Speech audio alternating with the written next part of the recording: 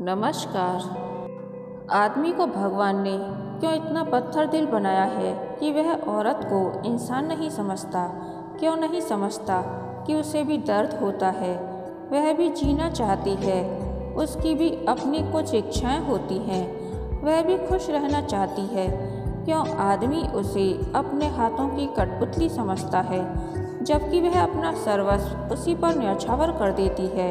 सुनते हैं आज की कहानी, पछतावे की आग। लगता है रात में समीर ने फिर बहू पर हाथ उठाया। मुझसे यह बात बर्दाश्त नहीं होती। बहू की सूजी आंखें और शरीर पर पड़े नीले निशान देखकर मेरा दिल करा उठता है। मैं कसमसा उठता हूँ, पर कुछ कर नहीं पाता। काश रमा होती और अपने बेटे को समझाती, पर रमा को तो मैंने अपनी ही गलतियों से खो दिया है।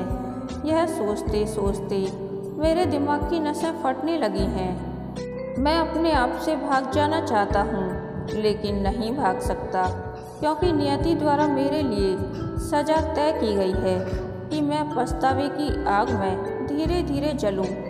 आन्या, मैं बाजार की तरफ जा रहा हूँ। कुछ मंगाना तो नहीं? नहीं पापा जी, आप हो आइए। मैं चल पड़ा, यह सोचकर कि कुछ देर बाहर निकलने से शायद मेरा मन थोड़ा बहल जाए। लेकिन बाहर निकलते ही मेरा मन अतीत के गलियारों में भटकने लगा। मुझसे जवान लड़ाती है। एक भद्दी सी गाली देकर मैंने उस पर अपना क्रोध बरसा दिया। प्लीज़ मत मारो मुझे, मेरे बच्चे को लग जाएगी, दया करो। मैंने आखिर किया क्या है? उसने झुककर अपनी पीठ पर मेरा वार सहन करते हुए कहा। कोख में पल रहे बच्चे पर वह आँच नहीं आने देना चाहती थी, लेकिन मैं कम क्रूर नहीं था। बालों से पकड़ते हुए उसे घसीटकर हॉल में ले आया और अपनी बेल्ट निकाल ली। बेल्ट का पहला वार होते ही जोरों की चीख खामोशी में तब्दील होती चली गई। वह बेहोश हो चुकी थी। पागल हो गए हो क्या? अरे उसके पेट में तेरी औलाद है। अगर उसे कुछ हो गया तो? माँ किसी बहाने से उसे मेरे गुस्से से बचाना चाहती थी। कह देना इससे भाड़े पर लकड़ियाँ लाऊं या बियर बार जाऊं। यह मेरी अम्मा बनने की कोशिश ना करे, वरना अगली बार जान से मार दूंगा। कहते हुए मैंने 2 साल के नन्हे समीर को धक्का दिया, जो अपनी माँ को मार खाते देख सहमा हुआ सा एक तरफ खड़ा था। फिर गाड़ी उठाई और निकल पड़ा अपनी आवारगी की राह। उस पूरी रात मैं नशे में चूर रहा। सुबह के 6 बज रहे होंगे कि पापा के एक कॉल ने मेरी शराब का सारा नशा उतार दिया। कहाँ है तू? कब से फ़ोन लगा रहा हूँ। रमा ने फांसी लगा ली है, तुरंत आ। जैसे तैसे घर पहुँचा तो हताश पापा सिर पर हाथ धरे अंदर सीढ़ियों पर बैठे थे और माँ नन्हे समीर को चुप कराने की बेहिसाब कोशिशें कर रही थी। अपने बेडरूम का नज़ारा देख मेरी सांसें रुक सी गईं। बेजान रमा पंखे से लटकी हुई थी। मुझे काटो तो खून नहीं। माँ पापा को समझ नहीं आ रहा था कि क्या किया जाए। रमा ने अपने साथ अपनी कोख में पल रहे मेरे अंश को भी खत्म कर लिया था, पर इतने खौफनाक माहौल में भी मेरा शातिर दिमाग काम कर रहा था। इधर उधर खूब ढूंढने के बाद भी रमा की लिखी कोई आखिरी चिट्ठी मुझे नहीं मिली। पुलिस को देने के लिए हमने एक ही बयान को बार बार दोहराया कि माँ की बीमारी के चलते उसे मायके जाने से मना किया, तो जिद व गुस्से में आकर उसने आत्महत्या कर ली। वैसे भी मेरी माँ का सीधापन पूरी कॉलोनी में मशहूर था, जिसका फ़ायदा मुझे इस केस में बहुत मिला। कुछ दिन मुझे ज़रूर लॉकअप में रहना पड़ा, लेकिन बाद में सबको दे दिलाकर इस मामले को ख़त्म करने में हमने सफलता पाई, क्योंकि रमा के मायके में उसकी खैर खबर लेने वाला एक शराबी भाई ही था, जिसे अपनी बहन को इंसाफ दिलाने में कोई खास रुचि न थी। थोड़ी परेशानी से ही सही, लेकिन 8-10 महीने में केस रफा दफा हो गया। पर मेरे जैसा आशिक मिजाज व्यक्ति ऐसे समय में भी कहाँ चुप बैठने वाला था। इस बीच मेरी रास लीला मेरे एक दोस्त की बहन लिली से शुरू हो गई। लिली का साथ मुझे खूब भाने लगा, क्योंकि वह भी मेरी तरह बिंदास थी। रमा की मौत के 1.5 साल के भीतर ही हमने शादी कर ली। वह तो शादी के बाद पता चला कि मैं शेर तो वह सवा शेर है। शादी होते ही उसने मुझे सीधे अपनी अंटी में ले लिया। बदतमीजी, आवारगी, बदचलनी आदि गुणों में वह मुझसे कहीं बढ़कर निकली। मेरी परेशानियों की शुरुआत उसी दिन हो गई जिस दिन मैंने रमा समझकर उस पर पहली बार हाथ उठाया। मेरे उठे हाथ को हवा में ही थाम उसने ऐसा मरोड़ा कि मेरे मुंह से आह निकल गई। उसके बाद मैं कभी उस पर हाथ उठाने की हिम्मत न कर पाया। घर के बाहर बनी पुलिया पर आसपास के आवारा लड़कों के साथ बैठी वह सिगरेट के कश लगाती, जब तब कॉलोनी को लोगों को नजर आती।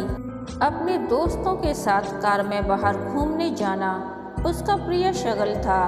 रात को वह शराब के नशे में धुत होकर घर आती और सो जाती। मैंने उसे अपने झांसे में लेने की कई नाकाम कोशिशें की, लेकिन हर बार उसने मेरे वार का ऐसा प्रतिवार किया कि मैं बौखला गया। उसने साफ शब्दों में मुझे चेतावनी दी कि अगर मैंने उससे उलझने की कोशिश की तो वह मुझे मरवा देगी या ऐसा फंसाएगी कि मेरी जिंदगी बर्बाद हो जाएगी। मैं उसके गदर से तभी तक बचा रहता जब तक कि उसके कामों में हस्तक्षेप न करता। तो इस तरह प्रकृति के न्याय के तहत मैंने जल्द ही वह काटा जो बोया था। घर की पूरी सत्ता पर मेरी जगह वह काबिज हो चुकी थी। शादी के साल भर बाद ही मुझ पर दबाव बनाकर उसने पापा से हमारे घर को भी अपने नाम करवा लिया और फिर हमारा मकान बेचकर उसने पॉश कॉलोनी में एक फ्लैट खरीदा और मुझे व समीर को अपने साथ ले गई। मेरे मम्मी पापा मेरी बहन यानी अपनी बेटी के घर में रहने को मजबूर थे। यह सब मेरी ही कारगुजारियों की अति थी जो आज सब कुछ मेरे हाथ से मुट्ठी से निकली रेत की भांति फिसल चुका था। अपना मकान बिकने से हैरान परेशान पापा इस सदमे को न सह पाने के कारण हार्ट अटैक के शिकार हो महीने भर में ही चल बसे। उनके जाने के बाद मेरी माँ बिल्कुल अकेली हो गई। प्रकृति मेरे कर्मों की इतनी जल्दी और ऐसी सजा देगी मुझे मालूम न था। नए घर में शिफ्ट होने के बाद भी उसके क्रियाकलाप में कोई खास अंतर नहीं आया। इस बीच 5 साल के हो चुके समीर को उसने पूरी तरह अपने अधिकार में ले लिया। उसके सानिध्य में पलता बढ़ता समीर भी उसके नक्शे कदम पर चल पड़ा। पढ़ाई लिखाई से उसका खास वास्ता था नहीं। जैसे तैसे 12वीं कर उसने छोटा मोटा बिजनेस कर लिया और अपनी ज़िंदगी पूरी तरह से उसी के हवाले कर दी। उन दोनों के सामने मेरी हैसियत वैसे भी कुछ नहीं थी।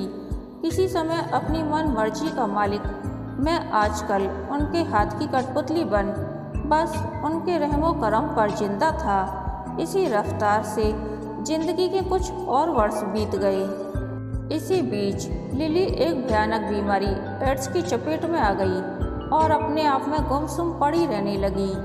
अब घर की सत्ता मेरे बेटे समीर के हाथों में आ गई। हालांकि इस बदलाव का मेरे लिए कोई खास मतलब नहीं था। हाँ, समीर की शादी होने पर उसकी पत्नी आन्या के आने से अलबत्ता मुझे कुछ राहत जरूर हो गई, क्योंकि मेरी बहू भी रमा जैसी ही एक नेक दिल इंसान थी।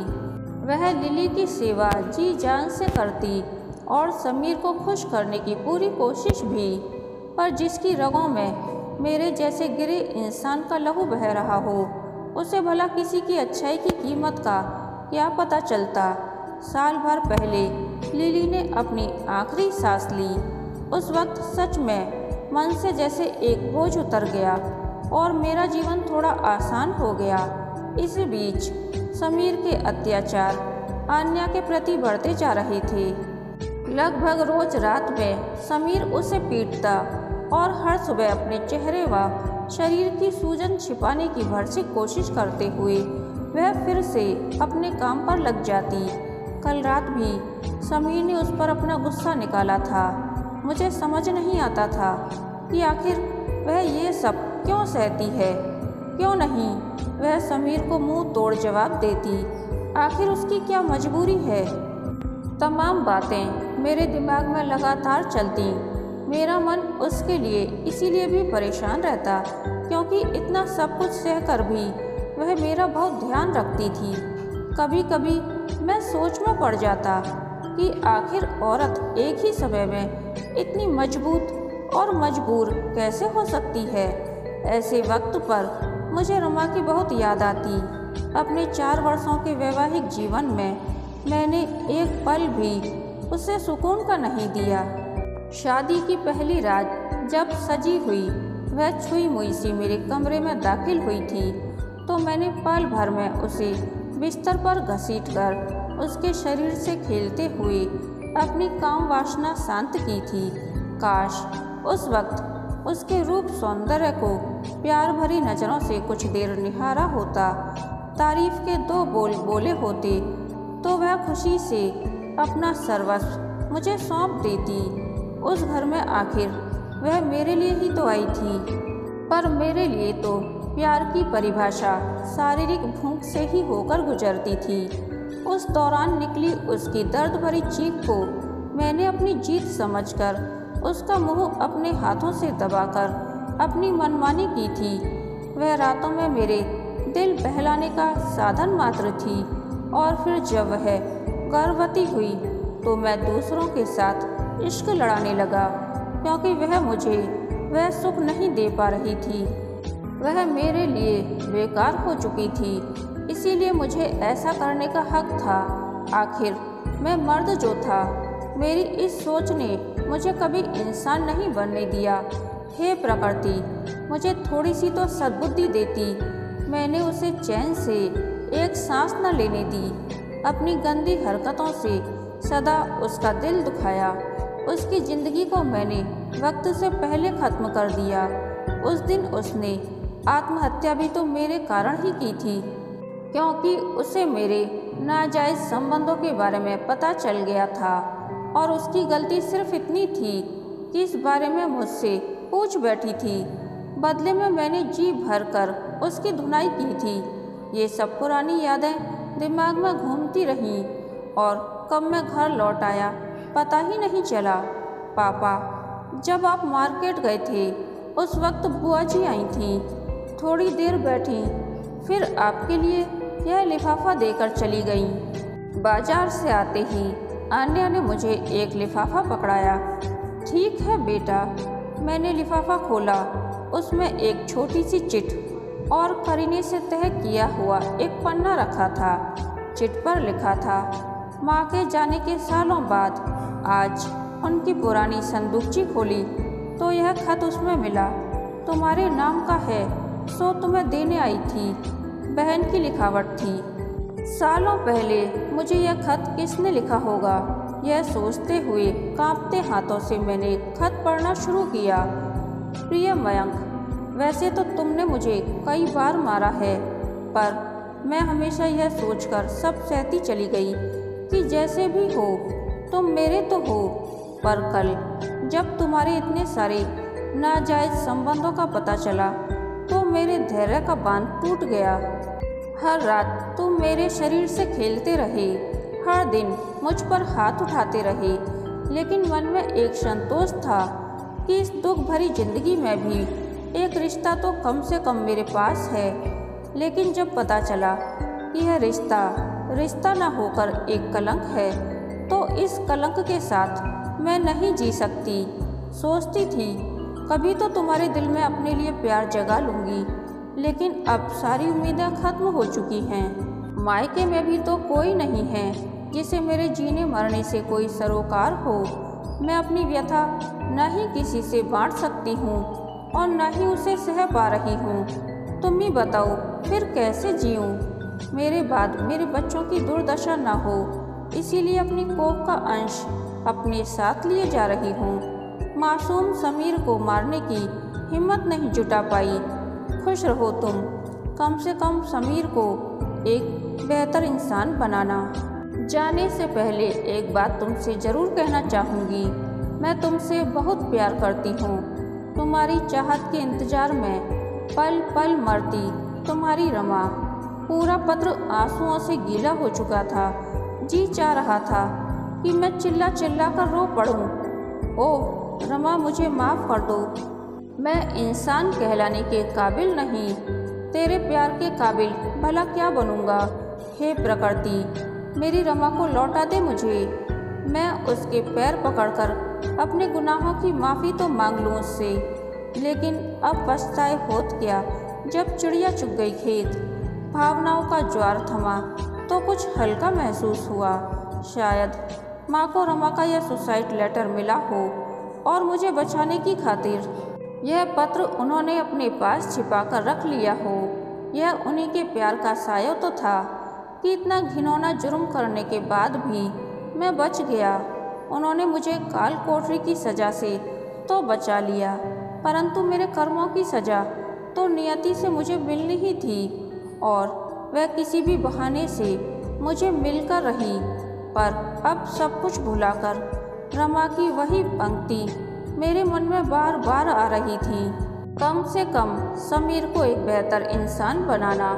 आन्या के मायके में भी तो उसकी बुजुर्ग माँ के अलावा कोई नहीं है। हो सकता है इसीलिए वह भी रमा की तरह मजबूर हो, पर अब मैं मजबूर नहीं बनूंगा। कुछ सोचकर मैं उठ खड़ा हुआ, आन्या को आवाज़ दी। जी पापा, कहते हुए आन्या मेरे सामने मौजूद थी। बहुत देर तक मैं उसे सब कुछ समझाता रहा और वह आंखें फाड़ फाड़ कर मुझे हैरत से देखती रही। शायद उसे विश्वास ही नहीं हो रहा था कि समीर का पिता होने के बावजूद मैं उसका दर्द कैसे महसूस कर रहा हूँ, या उसे यह समझ नहीं आ रहा था कि अचानक मैं यह क्या और क्यों कर रहा हूँ, क्योंकि वह मासूम तो मेरी हकीकत से हमेशा अनजान थी। पास के पुलिस स्टेशन पहुंचकर मैंने अपनी बहू पर हो रहे अत्याचार की धारा के अंतर्गत बेटे समीर के खिलाफ रिपोर्ट दर्ज कराई। मेरे कहने पर आन्या ने अपने शरीर पर जख्मों के निशान उन्हें दिखाई, जिससे केस पुख्ता हो गया।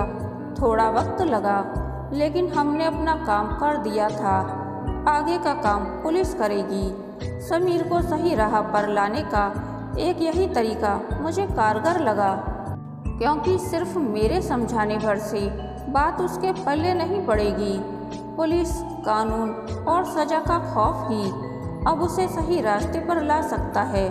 रमा के चिट्ठी में कहे शब्दों के अनुसार मैं उसे रिश्तों की इज्जत करना सिखाऊंगा और एक अच्छा इंसान बनाऊंगा, ताकि फिर कोई रमा किसी मयंक के अत्याचारों से त्रस्त होकर आत्महत्या करने को मजबूर न हो। ऑटो में वापसी के समय आन्या के सिर पर मैंने स्नेह से हाथ फेरा। उसकी आंखों में खौफ की जगह अब सुकून नजर आ रहा था। यह देख मैंने राहत की सांस ली। कहानी के अंत तक बने रहने के लिए धन्यवाद। यह कहानी आपको कैसी लगी प्लीज़ कमेंट करके बताइए।